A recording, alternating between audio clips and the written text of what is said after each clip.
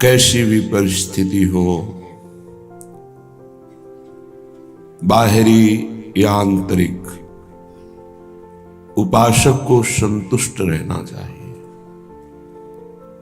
संतुष्टा N Kenwa,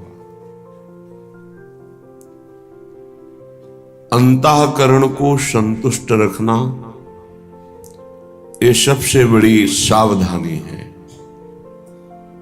संतुष्ट रहने से किसी भी द्वंद्व का स्पर्श उपासक को उपासना से विलग नहीं कर पाता, चाहे जैसी परिस्थिति हो। प्रारब्धानुसार मानो या इष्ट देव के विधान के अनुसार मानो, जैसी भावना बने।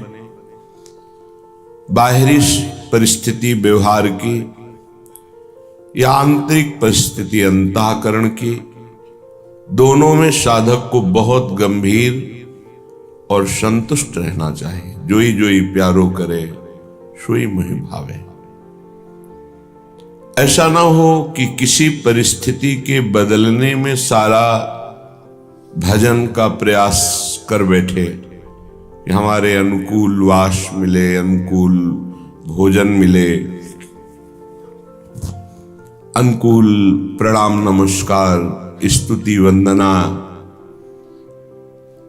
हमें सब भजनानंदी भगवत प्रेमी महात्मा माने, या हमारा अंतःकरण विविध प्रकार के चमत्कारों से भर जाए। अभी स्थिति हमारी बहुत विषयाकार है, पता नहीं भजन में कोई ताकत है या नहीं, फल है या नहीं। ऐसी विचारधाराएं साधक को गिरा देते हैं।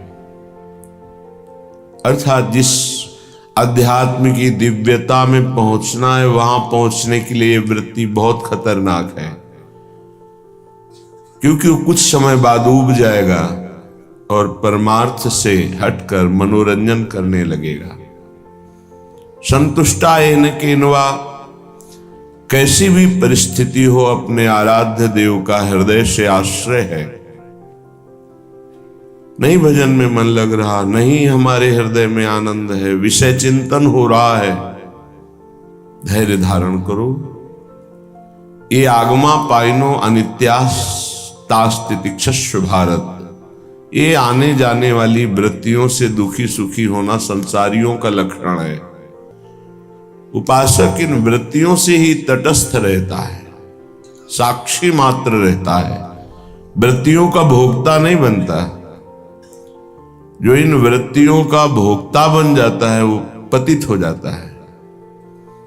जो इन वृत्तियों का साक्षी रहता है वो गंभीर शांत रहता। तितिक्षस्व भारत, क्योंकि आगमा पाइनो, आने जाने वाले, अनित्य, ये नाशवान, टिकाऊ नहीं है।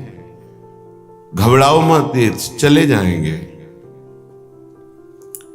ये सूत्र है उपासना का। संतुष्टा एन केनवा, अंतःकरण की कैसी भी स्थिति हो या बाहर की कैसी भी परिस्थिति हो, दोनों में उपासक संतुष्ट है एन केनवा।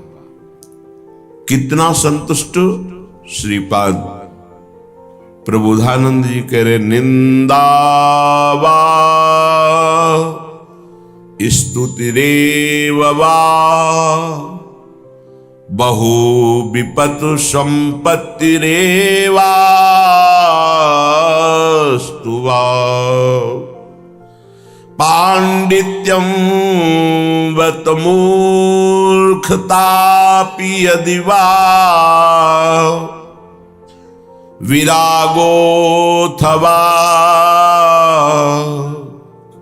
यत्किंचित् भवतु श्रुतेरपि मनाग लक्ष्यं न यद वैभवम्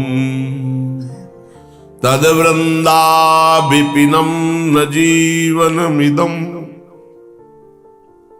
स्वप्ने पिहातुं क्षमः। यदि हम भगवत मार्ग के पथिक हैं, हमारी कोई निंदा करता है, सच्ची मानिए, बड़ी कृपा करता है। हमसे जो गलतियां हो गई हैं जन्म जन्मांतरों में, वर्तमान के जन्म में या पीछे के जन्म में, बिना कोई दंड भोगे उन वृत्तियों का वो निंदा करके नाश कर रहा है। कितना कृपालु है, हम जान नहीं पाते। हमारे हृदय में वो शब्द जाकर जलन पैदा करते और हम उससे द्वेष कर बैठते। नहीं, उपासक की ऐसी वृत्ति नहीं होती। निंदक नियरे राखिए आंगन कुटी छवाए। भगवान कृपा करे कि निंदक हमारे पास ही रहे और हमारी एक एक वृत्ति को बड़ी सूक्ष्मता से वो देखें और जहां उनको त्रुटि लगे वे उसकी निंदा करें, तो हमारा जीवन धन्य हो जाएगा। बिना किसी साबुन के, बिना किसी पानी के वो हमारे अंतःकरण को निर्मल कर देते हैं।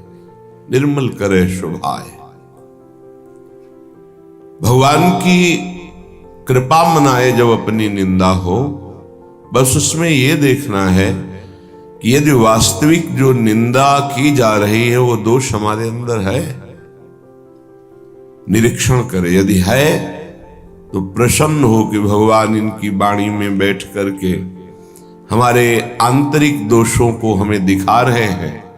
धन्यवाद, हम अपने इन दोषों का भगवत भजन के द्वारा नाश करेंगे और आपको प्रणाम करते हैं कि जो हम नहीं देख पा रहे थे आपने देखा और वर्णन किया। यदि ऐसा नहीं है तो निश्चित समझो आपके प्रारब्ध का बिना भोगे वो नाश कर रहा है जो आपकी निंदा कर रहा है। और आपकी आध्यात्मिक उन्नति अवश्य होगी यदि विरोध न करे निंदक का। तो स्तुति प्रशंसा ये बहुत प्रिय लगती है और उपासक के भजन वृत्ति का ये नाश करती है, देहाभिमान को पुष्ट करती है, साधन को चौपट करती है। अगर कहीं अपने सामने अपनी कोई स्तुति करे, प्रशंसा करे, तो हृदय में बिल्कुल हर्ष नहीं होना चाहिए और बुरा मानना चाहिए कि ऐसा क्यों बोल रहा है। नहीं बोलना चाहिए, मैं इस योग्य नहीं हूं, मैं बहुत अधम हूं, ऐसा हृदय में चलना चाहिए। वो बाहर बोल रहा है उसकी बातें सुननी नहीं चाहिए, निंदा सुननी चाहिए। हृदय में जो जलन होगी उससे पाप नष्ट होगा। स्तुति यदि सुनी तो हर्ष होगा, पुण्य नष्ट होंगे, भजन वृत्ति क्षीण होगी, अहंकार पुष्ट होगा। इसीलिए सम्मानम कलयाति घोर गरलम, सम्मान स्तुति प्रशंसा को घोर विष समझे तभी उपासना परिपक्व होती है। श्रीपाद कह रहे हैं बहुविपत संपत्ति रे वास्तुवा, बहुत तरह की विपत्ति घेर ले, शारीरिक मानसिक व्यवहारिक, बेपरवाह रहो। यदि आपके हृदय में नाम चल रहा है तो हरि स्मृति सर्व विपद विमोक्षणम। कोई भी विपत्ति आपका बाल बांका नहीं कर सकती, चाहे बाहरी हो, चाहे आंतरिक हो, चाहे शारीरिक हो। यदि भगवत स्मृति का तार चल रहा है तो सबसे बड़ी विपत्ति हनुमान जी महाराज भगवत विस्मरण को कह रहे हैं।